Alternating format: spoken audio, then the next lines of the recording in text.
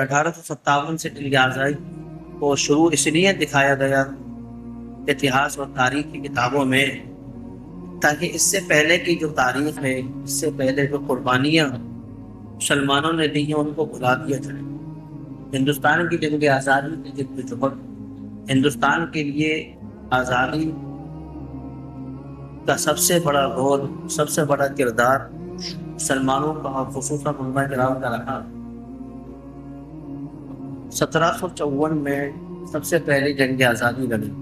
1754 میں ہندوستان کی جنگ آزادی 1754 سے شروع ہوتی ہے۔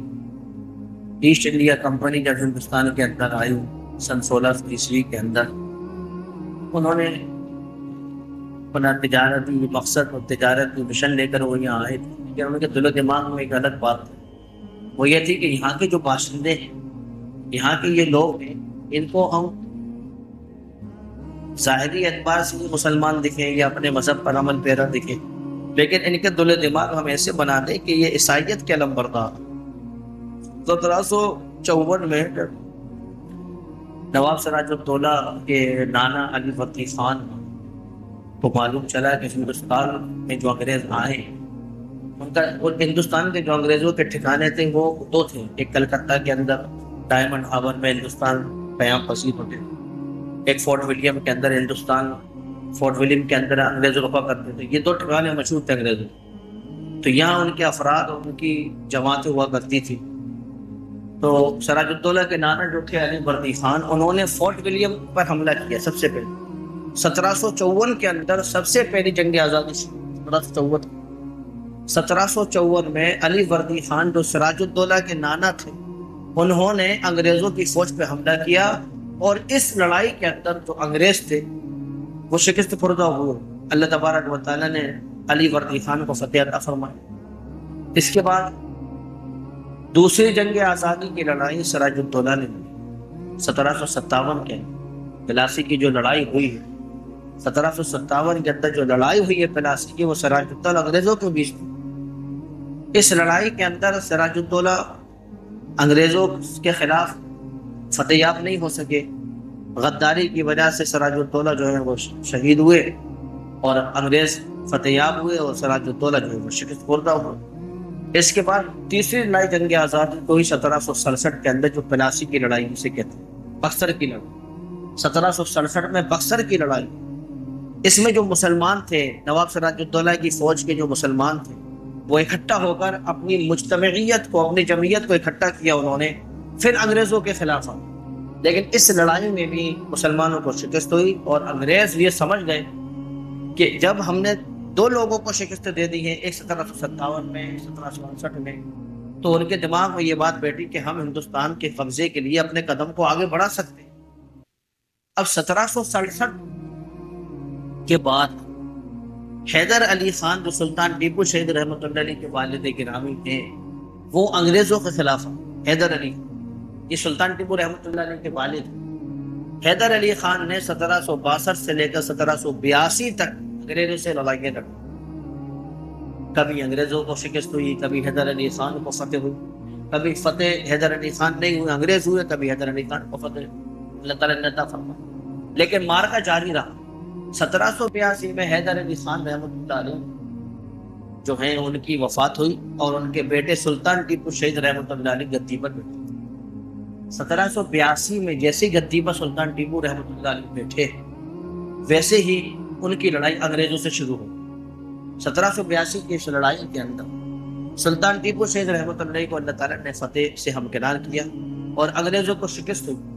اب انگریز یہ جان گئے کہ سلطان ٹیپو شہید رحمۃ اللہ علیہ کے ہوتے ہوئے ہم ہندوستان پر قبضہ نہیں کر سکتے، ہندوستان ہمارے ہاتھ نہیں آ سکتا۔ تو انہوں نے جو سلطان ٹیپو کے فوج میں اور ان کے جو درباری تھے اور ان کے جو افسران تھے، ان کو اپنی طرف ملایا، اور ان کو زر کا، زمین کا، جائیداد کا، عہدے کا، منصب کا لالچ دیا۔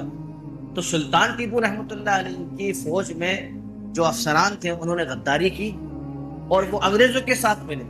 1784 کے اندر دوسری لڑائی انگریزوں سے سلطان ٹیپو شہید رحمۃ اللہ علیہ نے لڑی۔ اس لڑائی کے اندر اپنوں کی غداری کی وجہ سے سلطان ٹیپو شہید رحمۃ اللہ علیہ شکست کھا گئے، اور انگریز زبردست طریقے سے جیتے۔ اور ان کو فتح عطا ہو۔ اس سمجھوتے میں سلطان ٹیپو شہید رحمۃ اللہ علیہ کو 3000 کروڑ روپے انگریزوں کو دینا پڑا، اور بڑی بڑی زمینیں جو انگریزوں کے زیر نگی تھی ان کو دینا پڑا، یہ سمجھوتا ہوا۔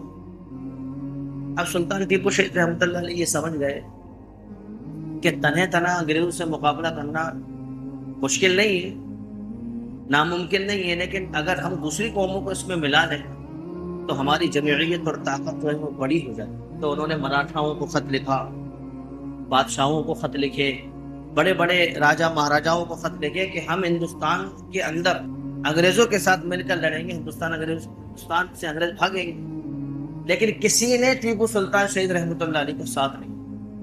1884 کی اس لڑائی کے بعد سلطان ٹیپو شہید رحمۃ اللہ علیہ نے بہت جد و جہد کی کہ مراٹھاؤں کے پاس اپنے افسران کو بھیجا کہ وہ ہمارے ساتھ آ جائیں، راجہ مہاراجہ ہمارے ساتھ آ جائیں، بڑی بڑی حکومت کے جو بادشاہ تھے وہ ہمارے ساتھ آ جائیں۔ سلطان ٹیپو شہید رحمۃ اللہ علیہ کے ساتھ کوئی نہیں آیا۔ آخر کار جو آخری لڑائی 1799 میں سلطان ٹیپو کے انگریزوں سے ہوئی شری رنگا پٹم کے قلعے کے اندر، اس لڑائی میں سلطان ٹیپو شہید رحمۃ اللہ علیہ غداری کی وجہ سے شہید 1799 کی۔ سلطان ٹیپو شہید رحمۃ اللہ علیہ جب شہید ہوئے، انگریز جو افسران تھے وہ سلطان ٹیپو شہید رحمۃ اللہ علیہ کی لاش کے پاس نہیں جاتے تھے، ڈر کے مارے کہ ایسا نہ ہو کہ یہ ابھی اٹھ کر ہمیں پھر مارنے لگے۔ اتنی ہیبت اور اتنا خوف طاری اور جاری تھا۔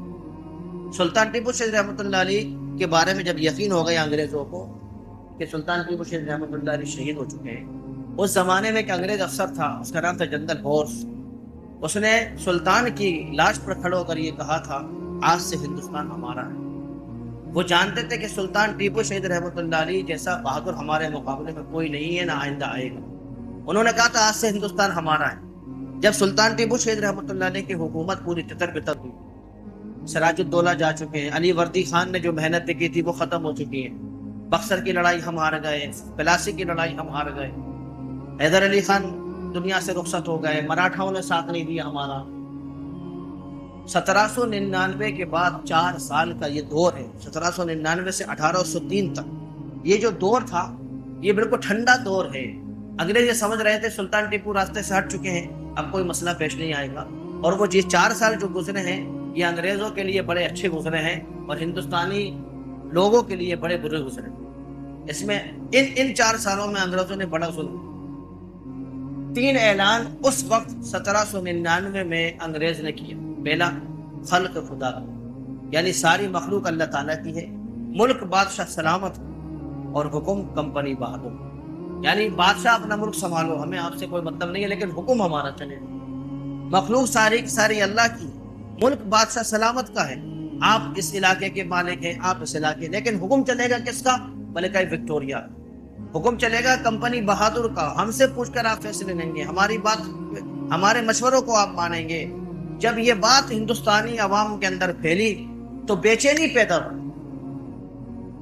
جان کا سودا آسان، آدمی جان دے سکتا ہے، مال عزتوں کے لیے جان دے سکتا ہے، اپنی عزت بچانے کے لیے جان دے سکتا ہے، اپنا دین بچانے کے لیے مال بھی دے سکتا ہے آدمی، اپنی عزتوں کو بچانے کے لیے، اسلام کے لیے آدمی مال خرچ کر سکتا ہے۔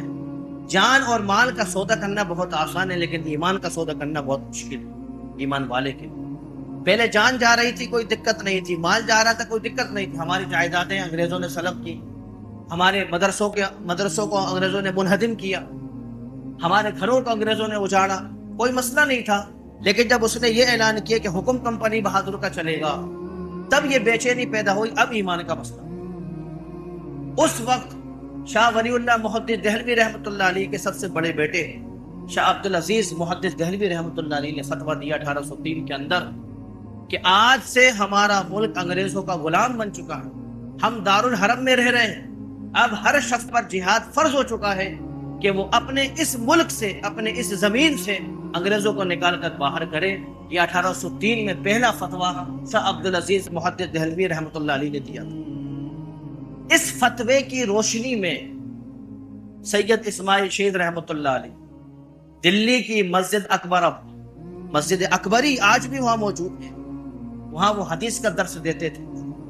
جب فتویٰ پہنچا، اپنے شیخ کا فتویٰ ملا، سید اسماعیل شہید رحمۃ اللہ علیہ، حافظ ضامر شہید رحمۃ اللہ علیہ، شاہ اسماعیل شہید رحمۃ اللہ علیہ کو جب فتویٰ ملا تو آپ نے پڑھائی موقوف کی، حدیث کا درس موقوف کیا اور ایک منظم جمعیت تیار کرنے کی کوشش کی اور پورے ملک کے دورے کیے، ہر علاقے میں گئے، وہاں مسلمانوں سے ملاقاتیں کی، ان کے عقیدے کو صحیح کیا، ان کے عقیدے کو درست کیا، ان کا تعلق اللہ سے جوڑا، ان کی رسوم، ان کی بدعت خرافات کو ختم کیا اور ان سے کہا اس وقت سب سے بڑا کام یہ ہے کہ تم اللہ کے ہو کر اس بات کا عزم مصمم کر لو کہ انگریزوں کو یہاں سے بھگانا ہے۔ 31 سال تک 30 سال کا جو عرصہ ہے 1831 تک، یہ 27-28 سال کا جو عرصہ ہے، اس عرصے میں شاہ عبدالعزیز رحمۃ اللہ علیہ کے جو فرزند، شاہ عبدالعزیز رحمۃ اللہ علیہ کے جو شاگرد ہیں، یہ خاص شاہ اسماعیل شہید، حافظ ضامن شہید، سید اسماعیل شہید رحمۃ اللہ علیہ، ان حضرات نے بڑی محنتیں کی، لوگوں کو ابھارا، جنگ آزادی کی لڑائی لڑنے کے لیے 32-33 ہزار کا لشکر تیار ہوا اور 1831 میں بالاکوٹ کی پہاڑیوں پر آپ نے سکھوں سے لڑائی لڑی۔ آپ کو خبر ملی کہ وہاں کا راجا ہے پنجاب کا رنجیت سنگھ، اس نے مسلمانوں پر ظلم کر رکھا ہے۔ آپ 32 ہزار کے لشکر کو لے کر بالاکوٹ کی پہاڑی پر پہنچے، وہاں سکھوں سے لڑائی ہوئی، سکھ انگریزوں کی حمایت، سکھوں کو انگریزوں کی حمایت حاصل تھی، سکھوں کو انگریزوں کی مدد حاصل تھی، رنجیت سنگھ سے لڑائی ہوئی، حافظ سید اسماعیل شہید رحمۃ اللہ علیہ، شاہ اسماعیل شہید رحمۃ اللہ علیہ دونوں وہاں شہید ہوئے۔ 1831 میں یہ چراغ گل ہوا۔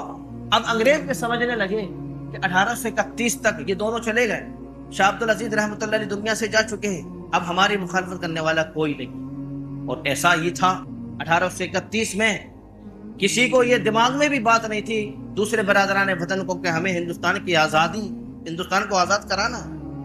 1831 کے بعد بڑے بڑے علماء، بڑے بڑے دانشوران قوم، بڑے بڑے مفکر، بڑے بڑے اپنی برادری کے ذمہ دار، بڑے بڑے حضرات سر جوڑ کر بیٹھے اور یہ طے کیا، دیکھو ہندوستان کے اندر انگریز تجارت کرنے آئے تھے لیکن انہوں نے اپنے اسکول قائم کر لیے ہیں، اپنی مشنریاں قائم کر لی ہیں، اپنے ادارے قائم کر لیے ہیں۔ اب وہ کیا کرتے ہیں؟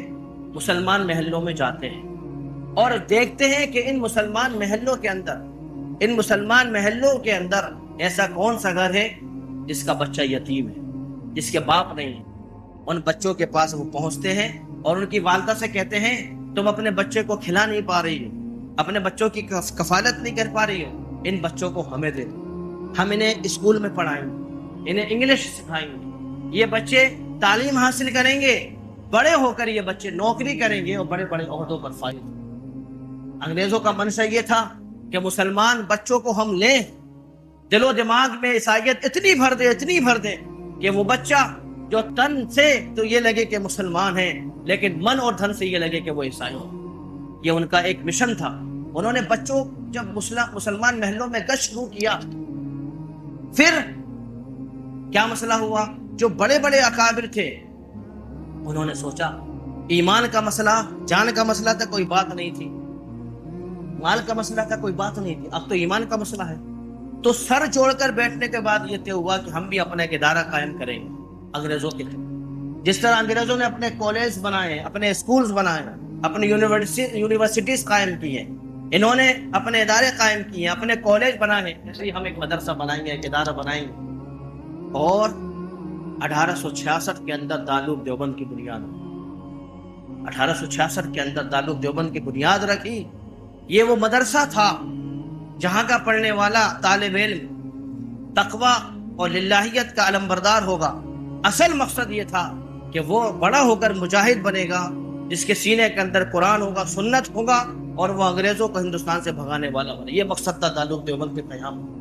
مولانا قاسم نانوتوی رحمۃ اللہ علیہ، رشید احمد گنگوہی رحمۃ اللہ علیہ، حاجی عابد حسین، مولانا ذوالفقار، مفتی شفیع صاحب، مولانا رفیع صاحب، یہ حضرات ایسے تھے جن کے دماغ میں یہ خیال آیا جب دارالعلوم دیوبند کی بنیاد رکھی گئی، پڑھنے والا ایک مفتی محمود الحسن صاحب دیوبندی رحمۃ اللہ، پڑھانے والا ایک مفتی محمود الحسن صاحب گنگوہی رحمۃ اللہ، پڑھانے والا بھی محمود، پڑھنے والا بھی محمود، ایک پڑھنے والا ایک پڑھانے والا، اب بچے کہاں سے لائیں گے؟ تو یہی مولانا قاسم نانوتوی، مولانا رشید احمد گنگوہی، جس طرح انگریز مسلمانی علاقوں میں جاتے تھے یہ بھی مسلمانی محلوں میں پہنچے اور انہوں نے اپنی جھولیاں پھیلائی کہ آپ اپنے بچوں کو انگریزوں کو نہ دیں، ہمیں دیں۔ آج اپنے بچوں کو انگریزوں کے سپرد نہ کریں، ہمیں سپرد کریں۔ ہم آپ کے بچے کو مفت کھلائیں گے، مفت پڑھائیں گے، مفت رہائش دیں گے، مفت رکھیں گے، اور آپ کے بچے کے ایمان کی حفاظت ضرور کریں گے۔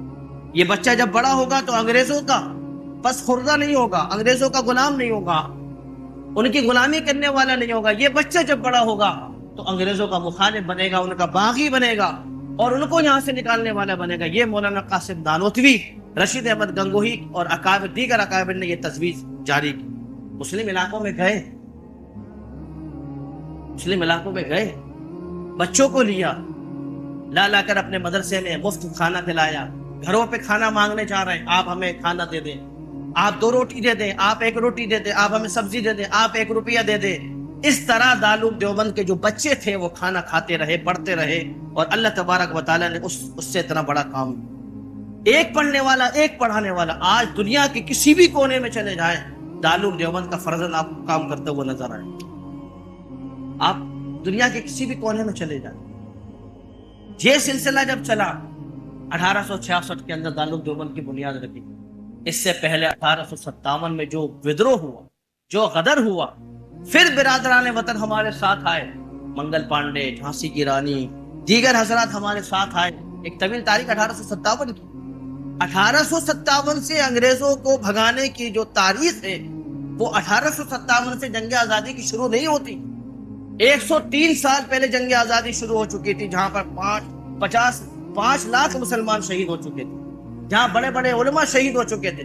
کوئی علاقہ ایسا نہیں تھا، کتنے قبرستان ایسے ہیں جہاں مردے دفن ہیں، ان کی نماز جنازہ نہیں، عالم نہیں ملا کرتا۔ انگریز عالموں کو قتل کرتے تھے اور ان کو پھانسی پر لٹکاتے تھے، ان کے گھروں کو منہدم کرتے تھے۔ کتنے علاقے ایسے تھے جہاں مردے کو غسل دینے والا کوئی نہیں ملا کرتا تھا، کفن دینے والا کوئی نہیں تھا۔ بڑے بڑے لوگ اپنے مرحوم کی لاش کو اٹھا کر ہائی وے پر رکھ دیا کرتے تھے، کوئی عالم یہاں سے گزرے گا تو نماز جنازہ پڑھا دے گا، اور اگر پورے محلے، پورے علاقے، پورے گاؤں کے اندر کوئی عالم نہیں ملتا تھا۔ اتنا ظلم و ستم انگریزوں نے علماء کرام پر کیا۔ اسی لیے اس زمانے کے اندر سب سے زیادہ پیٹ میں درد انگریزوں کو معلوم کس سے ہوتا تھا؟ علماء کرام سے۔ اور آج بھی، آج کے زمانے میں سب سے زیادہ منافقوں کو پیٹ میں درد علماء کرام سے ہوتا۔ اس زمانے کے انگریزوں کو درد پیٹ میں علماء کرام سے ہوتا تھا، اور آج کے دور کے منافقوں کو بھی پیٹ میں درد علماء کرام سے ہوتا۔ آج کے دور کے بھی منافقوں کے جو پیٹ میں درد ہوتا ہے وہ علماء سے ہوتا ہے، وہ علماء کرام سے ہوتا ہے۔ ان سے بغض رکھنا، ان سے حسد رکھنا، ان کی برائیاں کرنا، کیوں؟ انگریزوں کی نسل وہ جو چلی آ رہی تھی آج زمانے کے اندر موجود ہے منافقوں کی شکل میں، جس نے ظاہری اسلام قبول کر لیا ہے، جو ظاہری نماز پڑھتا ہے، جو ظاہری روزے رکھتا ہے، لیکن اس کا دل و دماغ اسلام کو قبول کرنے والا نہیں۔ جس طرح حضور کے دور مبارکہ میں منافق تھے، اس دور کے اندر بھی منافق ہیں، جو یہ دعویٰ کرتے ہیں ہم مسلمان ہیں، ہم نمازیں پڑھتے ہیں، لیکن ان کے سر جہاں اللہ کے سامنے جھکتے ہیں، غیروں کے سامنے 1000 مرتبہ جھکتے ہیں، اللہ کے سامنے 1 مرتبہ جھکنے کو تیار۔ 1857 کے ودروہ کے بعد ریشمی رومال تحریک چلی۔ مفتی محمود علی خان صاحب دیوبندی رحمۃ اللہ علیہ نے جو ودروہ کیا، ریشمی رومال تحریک چلائی، اس کی پاداش میں، اس کے نتیجے میں انگریزوں نے ان پر مقدمہ چلایا۔ جب مقدمہ چلایا تو مقدمے کی عدالت میں یہ فیصلہ طے پایا گیا کہ مفتی محمود علی خان صاحب دیوبندی رحمۃ اللہ علیہ نے جو ہمارے خلاف بغاوت کی ہے اس میں انہیں سزا دی جائے، 3 سال 6 مہینے کی سزا دی جائے، کالا پانی۔ کالا پانی جانا گویا کہ جہنم سے زیادہ بدتر جگہ۔ کالا پانی کی سزا مفتی محمود علی خان صاحب دیوبندی رحمۃ اللہ علیہ کے لیے تجویز کی۔ مفتی محمود علی خان دیوبندی رحمۃ اللہ علیہ کالا پانی گئے، حسین احمد مدنی جو ان کے شاگرد تھے وہ کالا پانی گئے، اور اس کالا پانی کے اندر 3 سال کی صعوبتوں، مشقتوں، پریشانی کو برداشت کیا۔ یہی حسین احمد مدنی رحمۃ اللہ علیہ اسی کالا پانی کی جیل کے اندر حافظ قرآن بنے ہیں۔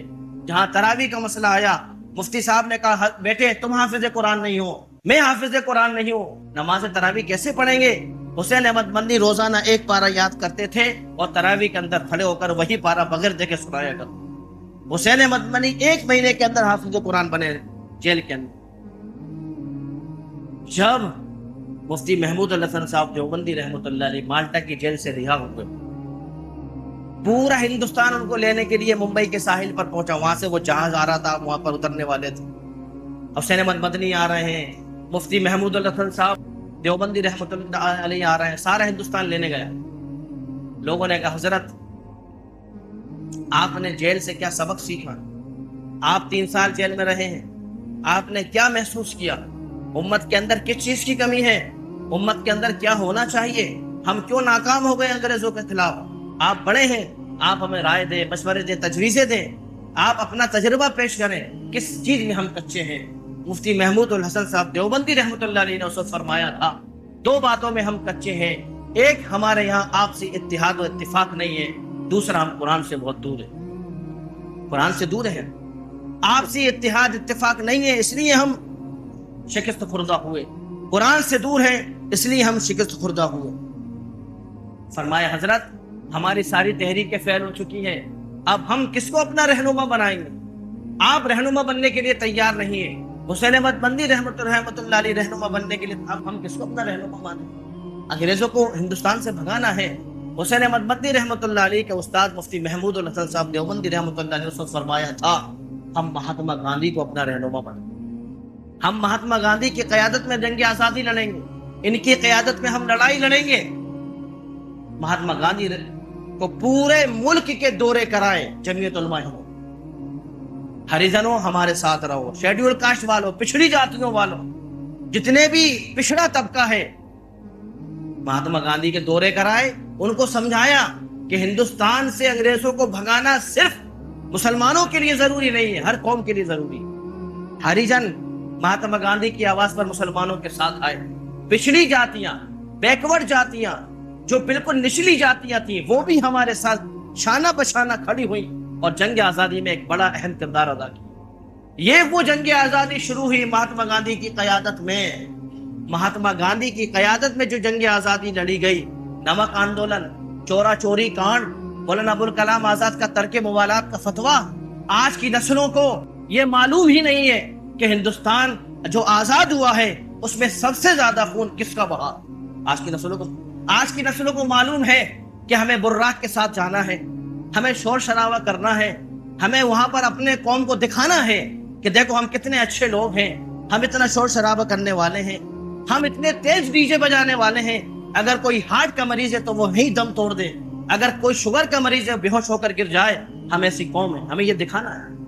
ہمیں اس کی قطعی فکر نہیں ہے کہ ہندوستان کی آزادی کے اندر جو ہمارے بزرگوں نے اپنے بچوں کو یتیم کرایا ہے، اپنی بیویوں کو بیوہ کرایا ہے، وہ کسی کو معلوم نہیں ہو، کوئی اس کو سیکھنا نہیں چاہتا، کوئی اس کو حاصل کرنا نہیں چاہتا۔ قوم کا پیسہ کہاں لگانا ہے آج لوگوں کو معلوم نہیں ہے۔ براق میں جانے والوں تمہیں ڈوب کے مر جانا چاہیے، اور براق کے ساتھ کھڑے ہونے والوں تمہیں ڈوب کے مر جانا چاہیے۔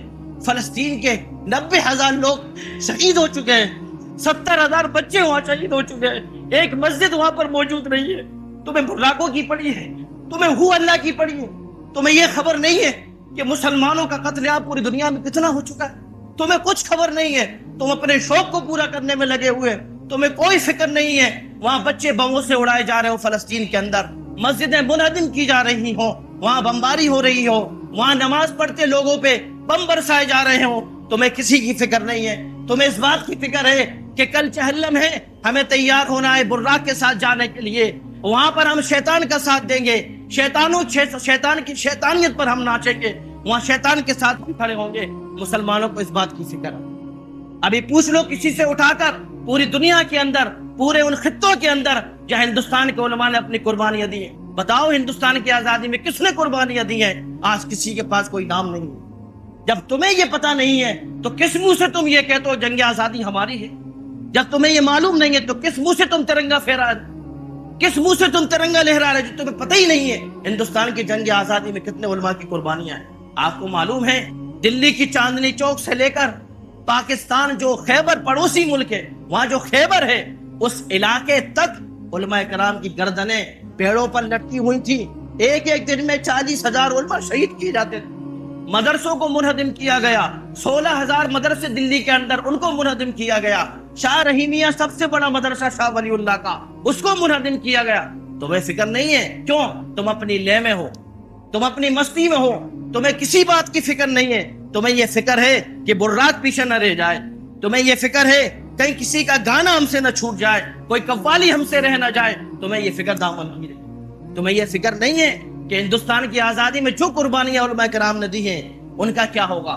مولانا جعفر تھانے سری رحمۃ اللہ علیہ، انگریز نے جب ان سے کہا مولانا آپ نے فتویٰ دیا ہے کہ ہمارے خلاف بغاوت کرنا ضروری ہے، اے مولانا تمہاری سزا یہ ہے کہ تم ہمیشہ کے لیے کالا پانی میں رہو گے۔ مولانا جعفر تھانے سری کا بیٹا 7 سال کا اس جج کی عدالت کے سامنے کھڑا ہے، ان کی بیوی ان کے پاس کھڑی ہے، دونوں نے اپنے ابا کے اور شوہر کے پاؤں کو پکڑا اور کہا کہ آپ انگریزوں سے مفاہمت کر لیں، انگریزوں سے صلح کر لیں، انگریزوں کے خلاف جو آپ نے فتویٰ دیا واپس لیں۔ لیکن انہوں نے کہا اگر آج فتویٰ واپس لے لیا تو میں میدان محشر میں کیا منہ دکھاؤں گا، میں حوض کوثر پر حضور سے کیسے ملاقات کروں گا۔